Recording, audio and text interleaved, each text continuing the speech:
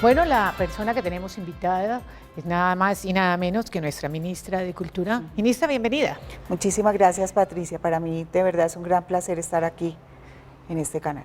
Bueno, para nosotros también y sobre todo porque en estos días se ha movido la cultura en Colombia, se ha movido, ¿no? Ahí vamos, sí señora, tratando de implementar una serie de políticas que sean importantes para el país. Ministra, como le decía fuera de cámara, yo no podría empezar este espacio, sobre todo con un tema en el que está centrada toda la opinión del país actualmente, y es el tema de orden público del Cauca, que aunque aparentemente no tiene que ver mucho con cultura, sí tiene que ver con cultura. Y tal vez eso es lo que la diferencia de otras perturbaciones o otras alteraciones de orden público en el país, que en este caso, pues allí están inmersas comunidades indígenas ancestrales, comunidades indígenas muy tradicionales, muy desconocidas seguramente para el resto de todos nosotros los colombianos, pero muy conocidas para usted. ¿No cree que este elemento cultural ha contribuido a todo este lío que estamos viendo ahora? Sí, yo creo que el Cauca, hay que tener una mirada especial sobre el Cauca. Es un departamento vecino al mío, es un departamento que, como usted dice, las comunidades indígenas están asentadas y tienen muchísima importancia. Ahí están los nazas, que es el caso de Toribío, están los indígenas paeses, están los indígenas huambianos, y cada uno culturalmente con sus lógicas y con sus diferencias. En el caso del Cauca, pues nosotros trabajamos de alguna manera cercanamente. Ahora tenemos un proyecto muy importante que es la restauración de las capillas doctrineras.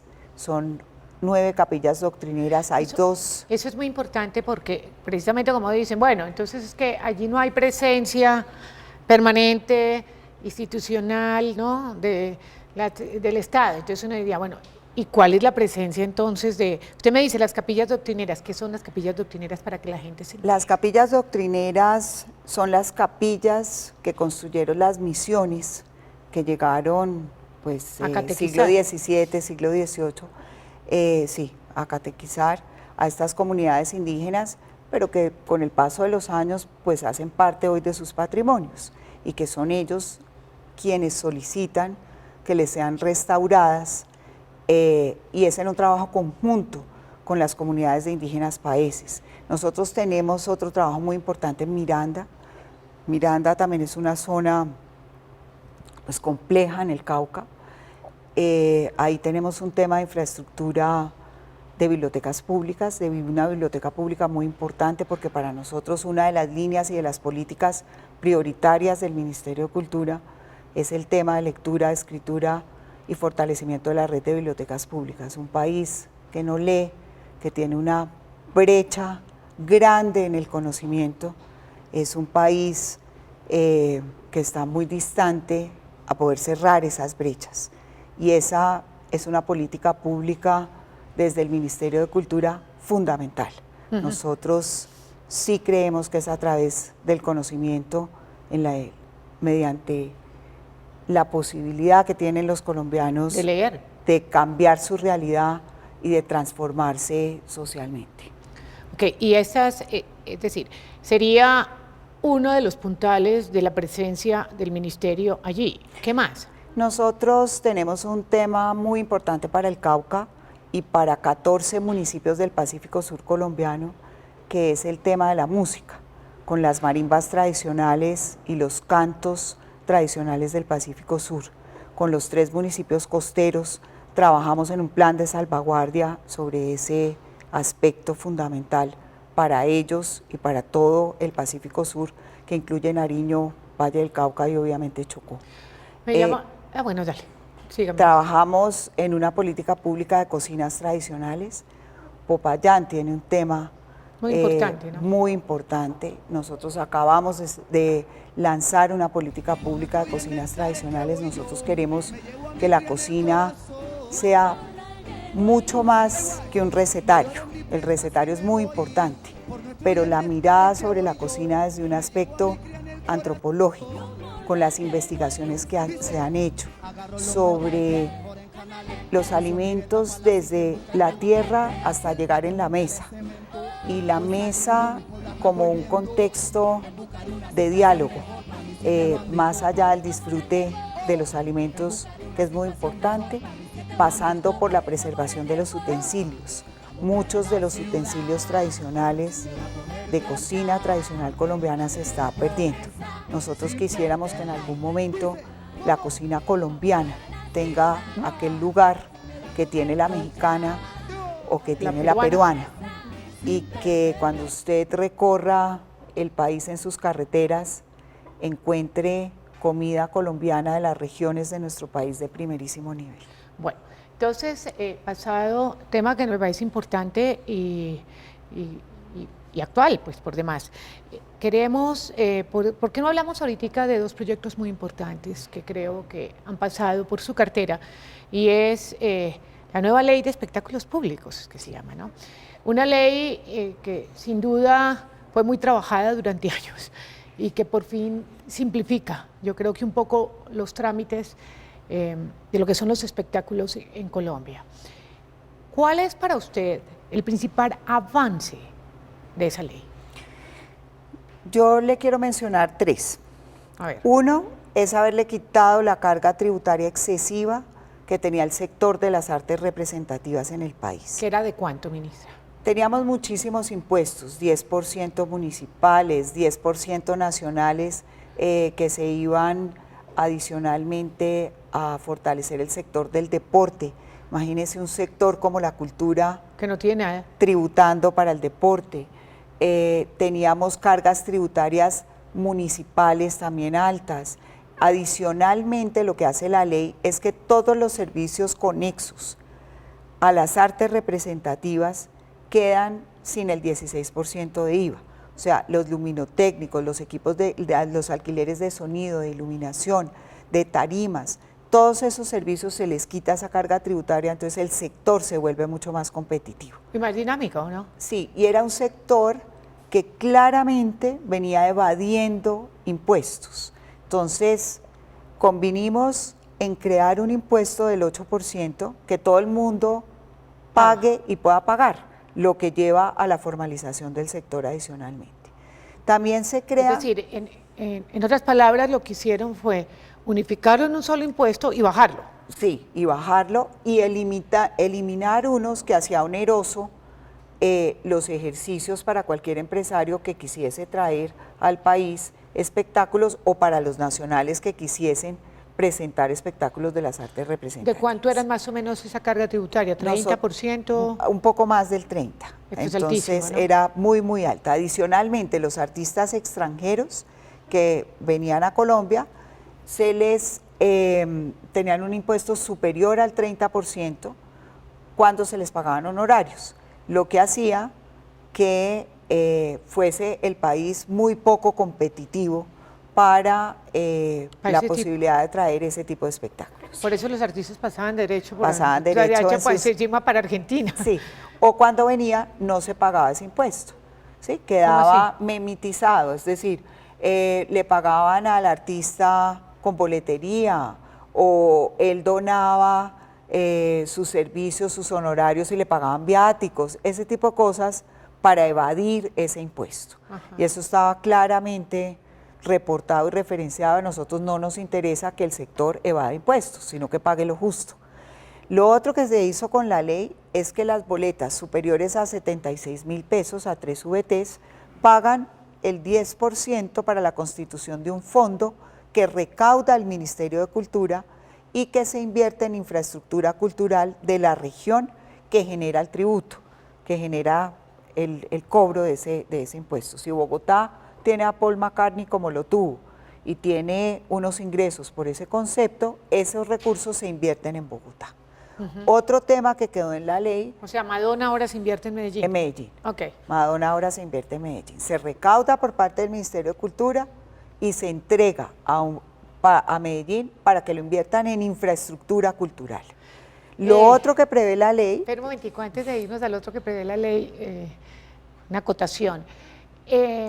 Teniendo en cuenta la debilidad institucional, no digo en las grandes ciudades, pero sí, bueno, aún en Cali hay problemas, en el Valle del Cauca, por otra serie de problemas en el país. ¿Cómo hacer para que esa plata sea bien invertida, para que no se nos queden los elefantes blancos, No, de lo que no se quedó en otras ciudades con las regalías. ¿Cómo hacemos? La plata tiene que estar conexa a un proyecto de infraestructura cultural y el ministerio es un veedor de que esos recursos se inviertan en ese proyecto presentado y generado por las alcaldías. Por ejemplo, ¿la alcaldía le presenta a ustedes el proyecto? Sí, le concertamos el proyecto. Nosotros recaudamos, concertamos el proyecto y entregamos, y ellos son los ejecutores. La ejecución sí es local, no es nuestra. Pero sí, dijéramos, concertamos que esos recursos se inviertan exclusivamente en infraestructura cultural y que sea priorizada de acuerdo a las necesidades del municipio o del distrito. La verdad es que Colombia no tiene infraestructura cultural, ni siquiera Bogotá.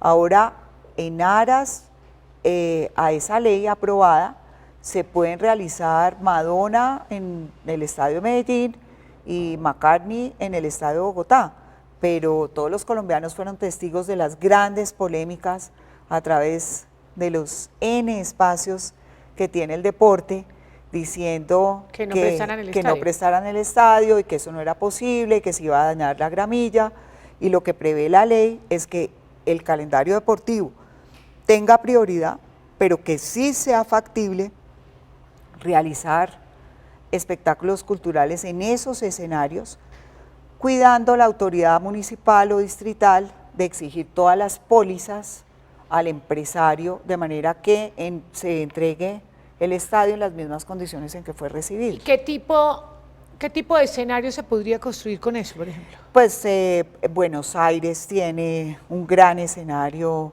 para eventos y conciertos culturales, pero lo más importante de la ley también es que si empresarios están dispuestos a poner recursos para infraestructura cultural, tienen el 100% del descuento del impuesto de renta. Entonces, eso empieza a ser una mezcla muy interesante, que se les devuelva a los municipios un recurso para infraestructura cultural, pero que puedan tener alianzas estratégicas con los privados que puedan descontar de la renta, para que algún día en este país los escenarios culturales, ojalá, tanto los pequeños como los de carácter masivo, pues puedan tener un recurso para fortalecerse y existir. Bien, sí. Bogotá, Buenos Aires tiene 300 teatros, 300, ¿sí? Que operan 365 días al año, y una actividad cultural, musical, teatral, pues muy importante. Bogotá está muy lejos. ¿Cuántos tiene Bogotá? De esa cifra. Yo exactamente no sé. No salas de cine. Teatros. Pero no son más de 30, ¿sí? Entre pequeños y grandes. Y hay unos que han hecho esfuerzos toda la vida. Por sobrevivir. Por sobrevivir y por mantenerse. Estamos hablando el Teatro Libre, el Teatro Nacional, incluso la Candelaria. Y ese fondo les permitirá en algún momento priorizar que nuevos escenarios entren a la vida cultural de Bogotá. Muy bien, se nos queda todavía un elemento de esa ley por fuera, ¿no? Vamos a un corte de comerciales y ya regresamos con la ministra de Cultura, Mariana Garcés.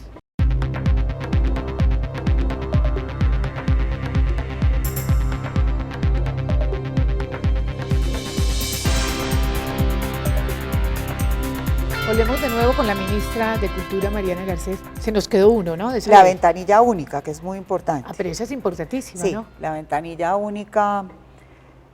Bogotá le exigía a un empresario de las artes representativas 23 permisos, cada uno en una ventanilla diferente. Sí, esto era... Entonces, eso complejizaba realmente la posibilidad de revitalizar el sector.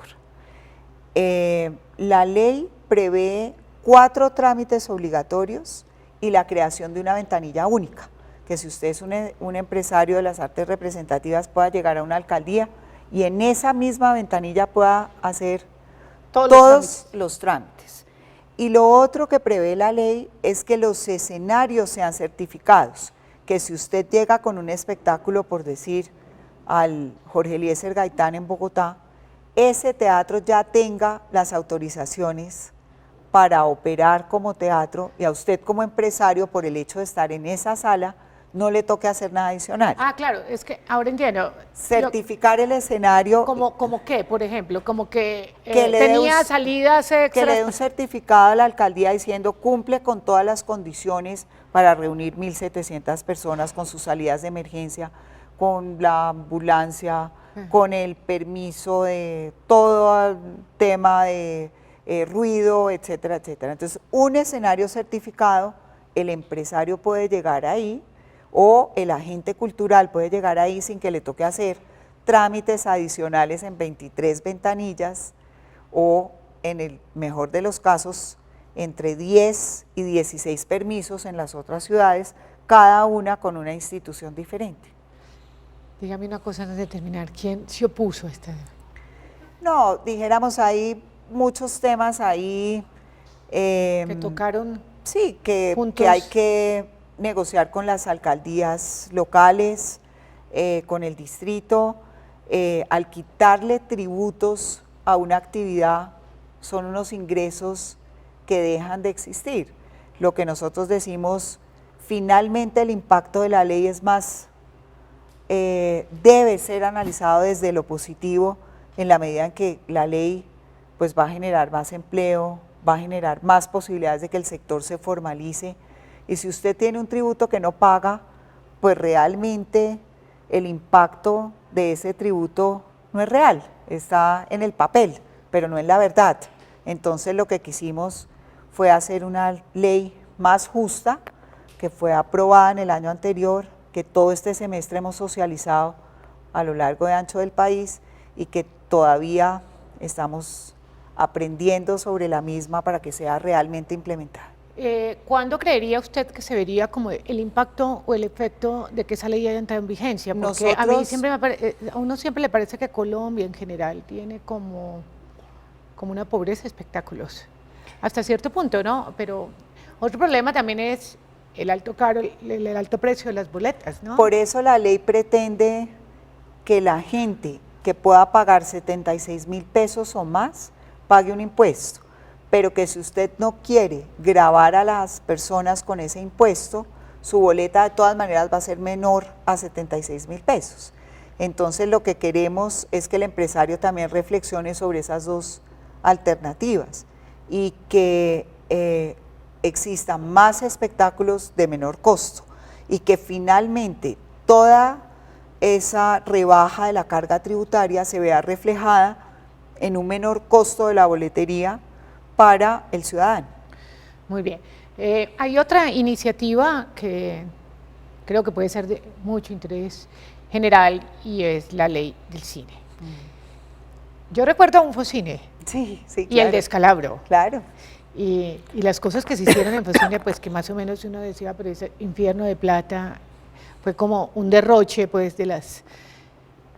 ¿Qué hay de diferencia entre esta ley de cine y esa que había? O sea, ¿qué es lo nuevo, lo importante? Dijéramos, Focine funcionaba bajo un principio que era una plata que se le prestaba a un productor y que debía reintegrar, creyendo que siempre la película iba a ser exitosa en un país cuya tradición nacional frente a la posibilidad de hacer cine era muy baja, pues era casi que inexistente. Yo vengo de una ciudad donde el cine es muy importante y fue muy importante, que es Cali.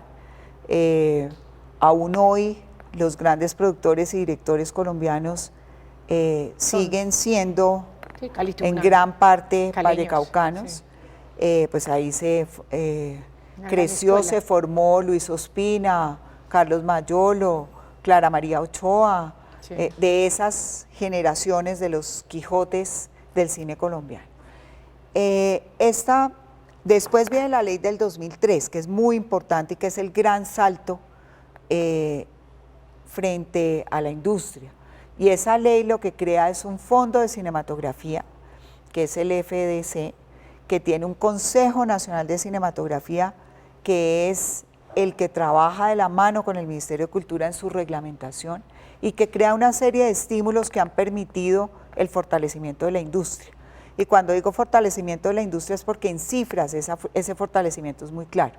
Colombia pasó de estrenar 2 películas al año y ahora estrena 18 producciones de largometrajes colombianos. con un aumento en los espectadores de esas cintas en las salas de cine en Colombia. Más de 3 millones de personas asisten al año a esas películas. Lo que pretende esta segunda ley, después de ver que la primera fue exitosa y que muestra unas cifras importantes, es crear una ley de incentivos. ¿Y una ley de incentivos por qué? Porque esas producciones ya están en los mercados internacionales, después de un trabajo muy grande de Proimágenes, de Proexport, esas producciones están llegando a los grandes mercados. Por ejemplo, 3 producciones fueron a Cannes, 2 largos y un corto. Cuando se asiste a esos festivales, se empezó a promover la idea de que Colombia fuera escenario para el rodaje de grandes películas. Y siempre nos contestaban lo mismo: su país hoy en día es seguro, podemos ir con mucha tranquilidad, tiene una variedad de climas y importante. Desde el punto de vista de los paisajes es un país maravilloso y sobre todo de la gente, pero no tenemos una ley de incentivos. Y en eso son más competitivos Costa Rica, República Dominicana, Puerto Rico y los estados de los Estados Unidos y algunos países de Europa. Hungría tiene cifras muy importantes a ese respecto. ¿Y en qué consiste el incentivo? El incentivo consiste en verificar que una producción sea nacional o extranjera y que invierta recursos en Colombia en lo que tiene que ver con servicios directamente relacionados a la cinematografía. De lo que el productor invirtió, se le devuelve el 40%, y en servicios conexos como hotelería, transportes y alimentación se le devuelve el 20%. Dentro de los cálculos que nosotros hemos hecho, creemos que las producciones que se pueden rodar en Colombia son aproximadamente producciones de 30 millones de dólares, de los cuales 6 millones de dólares se invertirían en Colombia, de los cuales el 50% en servicios de cinematografía y el otro 50% en servicios conexos.